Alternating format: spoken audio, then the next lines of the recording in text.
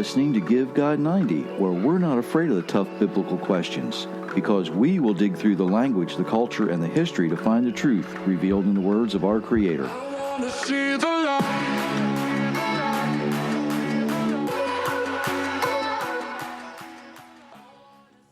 Well, hello, everyone. Thank you for joining us whenever you're joining us. My name is Jerry Mitchell, your host for Give God 90. Sitting across in her supervisor's chair is Myra. Hi, everyone. That's might be more supervisory duty tonight than she expects.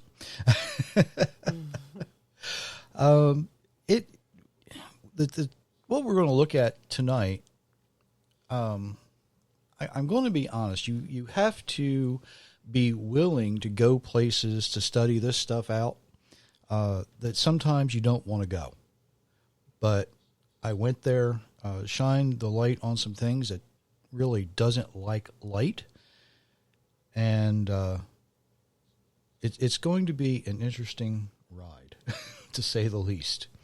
If you're new here, we appreciate you. If you've been listening for a while, we really appreciate your support and your prayers. Don't forget the website's out. I always mention the books, God's Universe, God's Rules, and Tradition to Truth. There is soon to come out another one. I approved everything the other day. As soon as I get the first hard copy to make sure it's right, it will go to print probably in just a couple of weeks. So keep your fingers crossed. I know things take some time right now, and it's not like it was a few years ago when they could turn this stuff around in just a couple of days. If you like what you hear, please hit those share buttons. It's just the right thing to do because other people need to hear it. Notifications, for some reason, when you click on the notifications, it boosts everything up because it makes the computers think that we're interesting. Right, like some I've seen out there. Just ring those bells, ring the bells. Right. Okay. I'm going to begin in a place tonight where you probably wouldn't expect. And some of you might even wonder what I've been partaking in, but there's nothing there. If I ask you the question, can vampires be found in the Bible? Now, we've all been influenced by entertainment. We've all been influenced by a lot of different things. But, oh, hi, Anna. I see you chimed in. Thank you for giving us a comment. We've all been influenced by various things.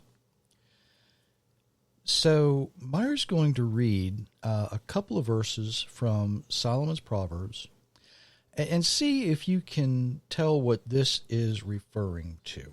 Go ahead. The leech has 2 daughters. Give and give. There are 3 things that are never satisfied. 4 that never say enough. Sheol, the place of the dead. The barren womb, land never satisfies with water, and fire that never says enough. Proverbs 30:15 and 16. So what is a leech? Now remember that the Hebrew language is not a descriptive language. So to think as a person reading this in Solomon's time, we need to ask more appropriately, what does a leech do? Well, of course, the answer is they suck blood. They drain blood. They're a parasite. If you're keeping score, that is in Strong's number 5936. The the Hebrew word there is aluka, and the definition there is leech or bloodsucker. We could say vampire. Think about this. Just because there's no direct translation for vampire in another language doesn't mean that they don't describe these things, right? Now, English demands that we describe a subject. Hebrew demands that we see the action of the subject. Leeches typically don't have daughters, right?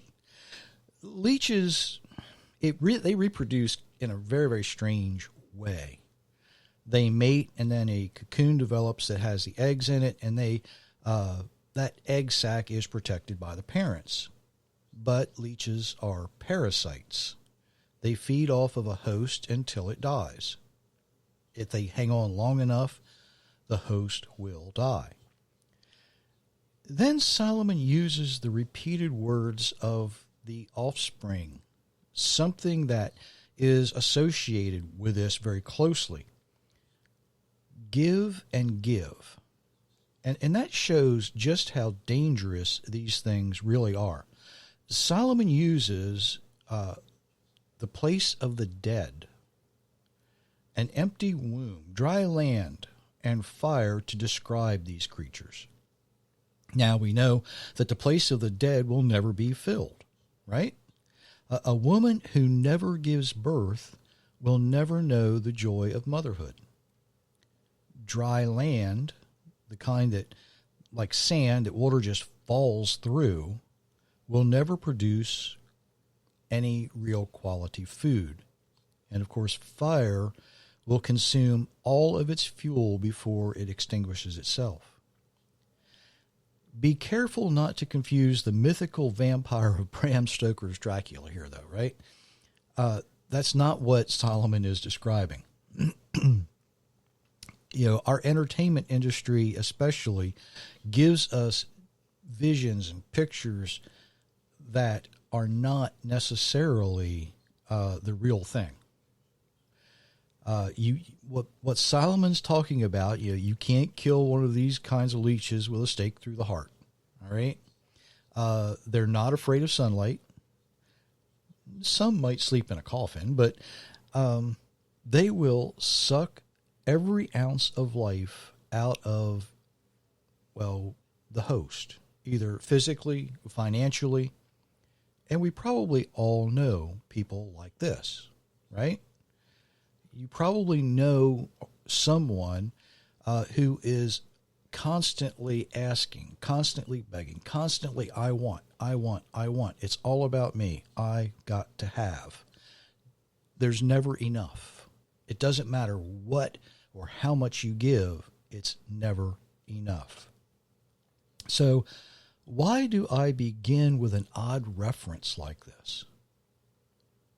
Because too often we give real evil more credit and credence than it deserves. Just like the vampires. Our modern image is of, probably Dracula when you think of a vampire. That's probably the most famous one out there. Dracula turns into a bat. He flies around at night. He sucks the blood out of pretty young ladies and that kind of thing. But that is the fiction. The reality part is there are people in the world who are just as dangerous, just as demonic, just as, just like some of the people that probably all of us know. As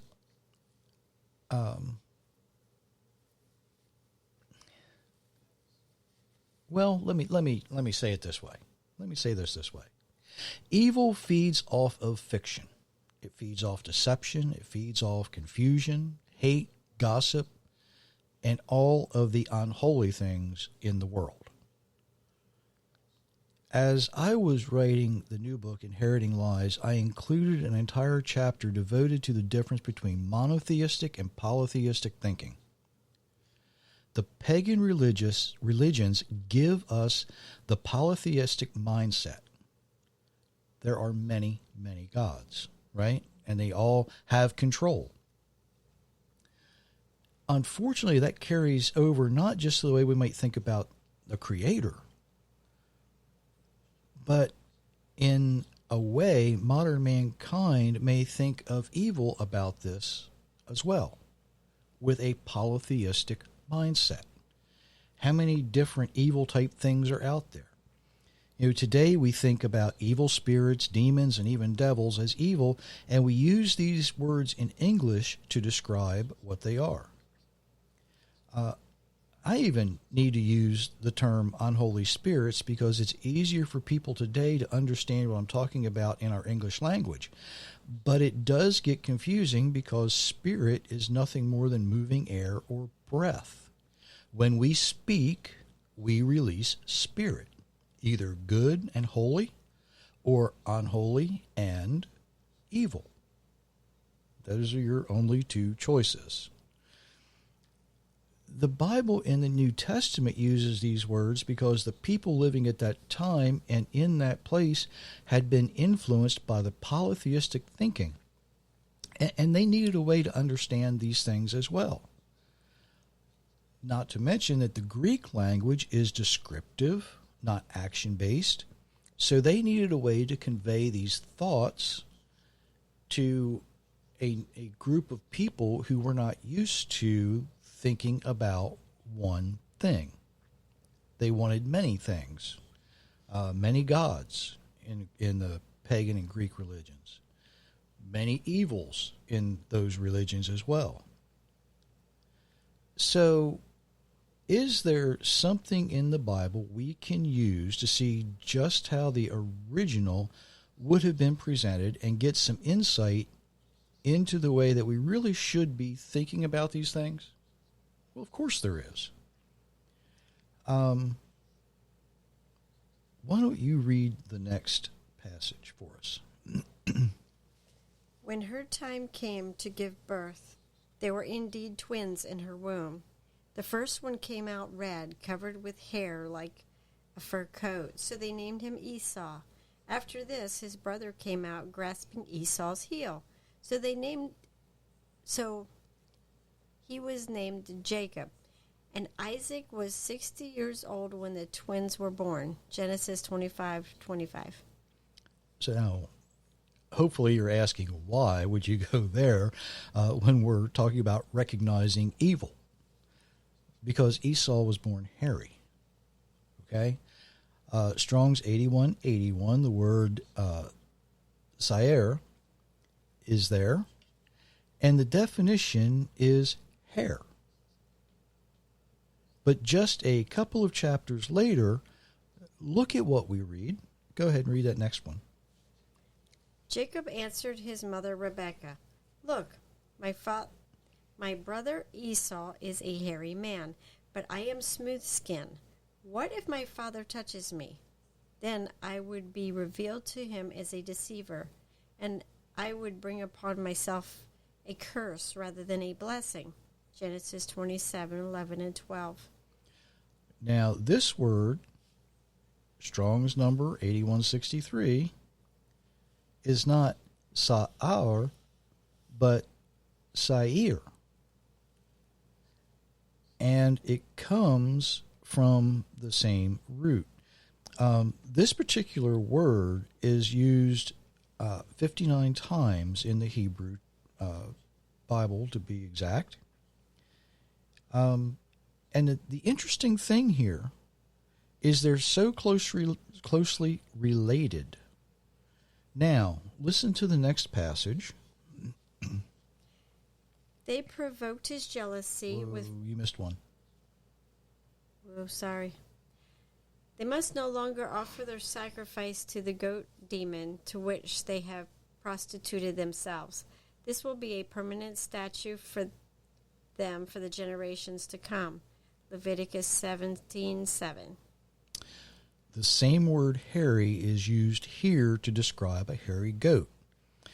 Now that is the manifestation of a demon-type creature. I'll get into that in a moment. But first, let's look at a couple of other passages. Go ahead and read those. They provoked his jealousy with foreign gods. They enraged him with abomination. They sacrificed to demons, not to God. To gods they had not known. To newly arrived gods, which your fathers did not fear. You ignored the rock who brought you forth. You forgot the God who gave you birth. Deuteronomy 32:16 through 18. They worshipped their idols, which became a snare to them. They sacrificed their sons, their daughters to demons. They shed innocent blood, the blood of their sons and daughters, whom they sacrificed to the idols of Canaan, and the land was polluted with blood. They defiled themselves by their actions and prostituted themselves by their deeds. Psalms 106, 36 through 39. Now, the word demons here is Strong's number 7700, and the word is, there's a little confusion about whether it's shed or shade. Depends on your dialect, like a lot of things, where you come from, what area you come from, what your background language is, that kind of thing. But the Hebrew word for hairy, sair, and the word used for demon, shade, also share the same root. You know, it's, again, an action-based language. Would you, what do you think of when you see these things? What do you think of when you hear these things? All of that has to come to mind. It's sort of like our English word devil and evil, okay? Only one letter difference, right? Think about that the events of Jacob's life, including his birth, show the action of someone who is always struggling with evil. He needs to take hold of evil even at birth. He defeats evil by obtaining Esau's birthright and even Isaac's blessing. Now, I'm not saying Esau's demonic or evil. I'm saying that his actions and his physical appearance represent a single source of the demonic. You know, what we see is a single source that represents evil in the world, and not a polytheistic view that many of us have today. Imagine if Esau, who really probably isn't evil but only represents evil, would have kept his birthright. Would we be praying to the same God who created us, or would we be worshiping an idol of wood or of stone? Listen to another important event in Jacob's life. So Jacob was left all alone, and there a man wrestled with him until daybreak. When the man saw that he could not overpower Jacob, he struck the socket of Jacob's hip and dislocated it as they wrestled. Then the man said, "Let me go, for it is daybreak." But Jacob replied, "I will not let you go unless you bless me." "What is your name?" the man asked. "Jacob," he replied. Then the man said, "Your name will no longer be Jacob, but Israel, because you have struggled with God and with men, and you have prevailed." Genesis 32:24 through 28. Now, the name Israel means God strives. But if you look at the individual letters in that name or in that word, we could probably conclude their meaning that we worship the strong head to teach us. Jacob's life represents the Creator's struggle with evil. Jacob struggled with men and with the Creator, always trying to do what is righteous, but sometimes needing to face evil head on. Does that sound familiar? It should. On the contrary, though, there are some things in this world that simply just happen, right? We look at the events of Jacob's life and we see an image that our Creator struggles with evil, just as Jacob does, right from the onset.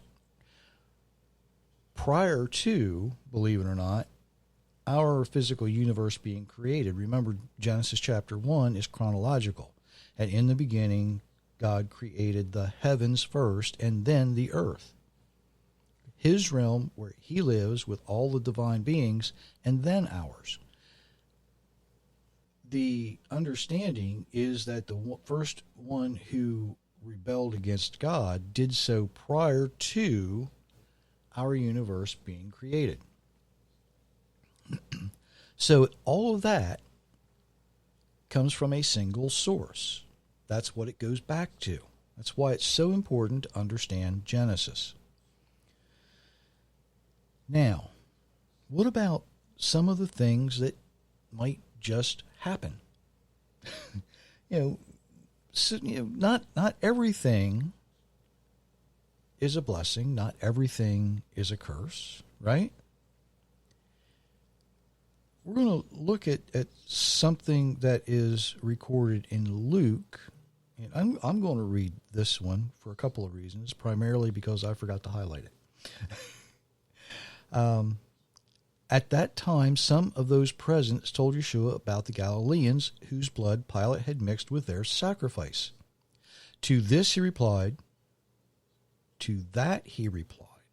Okay, when they were talking about something that happened, he simply said, "Do you think that these Galileans were worse sinners than the other Galileans because they suffered this fate? No. Of course not. They were no more righteous or no more unholy than anyone else." But Yeshua uses this to teach about repentance. Unless you repent, you too will perish. Then he mentions something here that's not mentioned anywhere else. Or those 18 who were killed when the Tower of Siloam collapsed on them. Do you think they were more sinful than all the others living in Jerusalem? No, I tell you. But unless you repent, you too will perish. Now, the Tower of Siloam was a tower, probably, it's suspected it was about 80 feet tall, or 24 meters for those folks living outside the United States who happen to use the metric system that I actually had to look that up to convert it. I'm sorry. And there actually has been discovered a tower base located near where this tower would have been.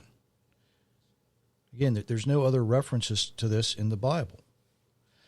Yeshua tells us that the tower didn't fall because the 18 people who died were sinners or because there was something evil happening in that area. It simply just fell over. There was no miracle associated with it, and the fall wasn't caused by an earthquake or a lightning strike. What he's implying here is sometimes things just happen. If we wake up in the middle of the night and walk through the house barefoot, stub our toe, right? Do we automatically think that some demon moved the object that we kicked? Or do we think to ourselves, that was kind of clumsy, I should have turned on a light? Sometimes things just happen. If we're reading a real book with paper pages and we get a paper cut, do we wonder if we need to mark that page because the Creator wants us to concentrate on what's written there? Or do we think, I should have been more careful?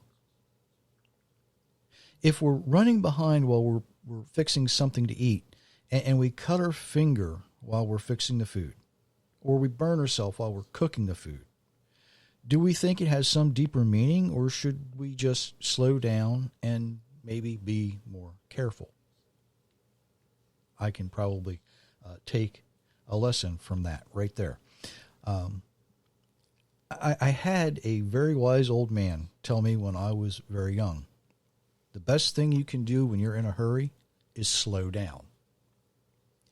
Now, I thought that sounded kind of backwards, and it still sounds kind of backwards, right? Well, really, when you get it right the first time, it saves time, and time is our most valuable resource. Sometimes things happen that actually do have a deeper meaning. Sometimes things happen because evil did have an influence, and sometimes we receive blessings because the Creator chooses to bless us, and sometimes things just happen. And sometimes our Creator is actually giving us direction. If if you want to go ahead and read that next passage. I am the Lord, and there is no other. There is no God but me. I will equip you for battle, though you have not known me, so that all may know, from where the sun rises to where it sets, and there is none but me. I am the Lord, and there is no other. I form the light and create the darkness. I bring prosperity and create calamity. I, the Lord, do all these things. Isaiah 45, 5 through 7. You see, sometimes our Creator does these things to display His glory, either through us or to us. We should not empower evil by giving it more credit or credence than it is due. When we think, when something happens in the world or something happens to us and we say, well, I don't really know why this happened. The answer is in one of those three things. Either the Almighty is asking you to do something or go somewhere you don't want to go, kind of like Jonah, right? Well, I don't want to go to the hospital and talk to that person. So you hurt yourself or you get sick and you wind up where? In the hospital talking to that person. Maybe you start down a road and something bad happens to you there. Whether it's a road to addiction or a road to theft or a road to somewhere else. And something happens and you have to turn around and go back the other way. That could very well be the Almighty putting a roadblock up for you to turn around. And sometimes you stub your toe, maybe get a little burn, nothing serious. Things just happen. Sometimes things happen for a reason, and sometimes things just happen. Recognizing that evil comes from a single source. And by the way, that word calamity in Isaiah that Myra just read, I am Jehovah, there is no other. I form light, I create darkness. I bring prosperity, I bring good, and I create evil. He allows evil things to happen. Why? To display His glory. That sounds kind of backwards too, doesn't it? But if you remember, there is a story where Yeshua healed the blind man. And everybody said, who sinned? Him or his parents? And he said, nobody. Neither one. He was born blind so that the Father could display His glory through His healing. Sometimes things happen for a reason. The tower falling down? Well, could it have been poor construction? Maybe. But chances are it just happened. Are there things that happen to you that you think, oh, that was terrible? Are you giving evil more credit than it is due? It's not always about, bad equals evil. Sometimes bad equals clumsy. Sometimes it equals being too tired to do what you're doing. Sometimes things just happen. Watch more for the blessings. Listen to the Almighty, and if He says, I really think you should go talk to that person, don't put it off. Go talk to that person. Listen to the Almighty. If He says, don't go down that path you're thinking about going down, don't go down it. One other thing very, very quickly that I want to mention, the hairy goat that is described. in the Western Christian traditions, Satan or the devil, whatever you want to call him, has this persona of being all dressed in red with a tail and a pitchfork and little horns and maybe a goatee. I can pretty much guarantee he doesn't look like that. Okay? If he was evil, if he was easy to recognize, everybody would stay away from it, right? But chances are, when it shows up, it's not going to be a hairy goat or the Greek mythological creature Centaur, I believe is the one it was. Half goat, half man. If it looked like that, hopefully you'd be wise enough to go, I don't want anything to do with that. Chances are, when evil comes to you, it's going to be in something that you think might be pretty, attractive, interesting. We were sitting around a campfire one night, and somebody stuck their hand out and said, "Is that fire hot?" Well, of course it's hot. It's fire. You should know better than to reach into a fire. But the poor kid, well, I say kid, he was, 18, 19 years old at the time, was kind of memorized by it. Is that fire hot? It was pretty. It was something that he thought he needed to hold on to. Till he figured out it was hot. When we think about evil, it has a single source, but it comes in many forms. I wish there was an easier way to take somebody who's used to thinking about three different things and putting them back into one, taking out what doesn't belong and just keeping the one that does. But that takes time. It took me a long time to reason this out. Once you realize that there's only one real form, and that was the original rejection of the Creator, and all of evil stems from that, then we think, why? And the Almighty uses that to display His glory. It begins to make sense, just a little bit at a time. It takes some work to figure it out. But I bet if you look around and you think about the people you know who might be feeding on you just like a parasite would be, if you look around and you think, what I thought was attractive isn't. What I thought was beneficial to me causes me harm. What I thought was so pretty could burn me.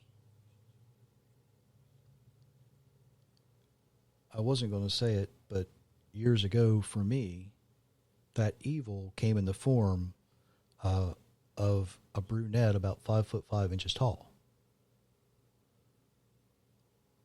And I realized when I returned to the Creator and the rage that came out of her, I realized after a couple of years what it was. And I imagine a lot of people have a story like that. Recognize it. Understand it. Use the description and the actions that we see in Scripture to guide your life back to the Creator, to live the way you are designed to live. Did you have anything you wanted to add to all of that? Thank you for joining us tonight, and we will see you on Monday. Absolutely. Until Monday. Many, many blessings, everyone.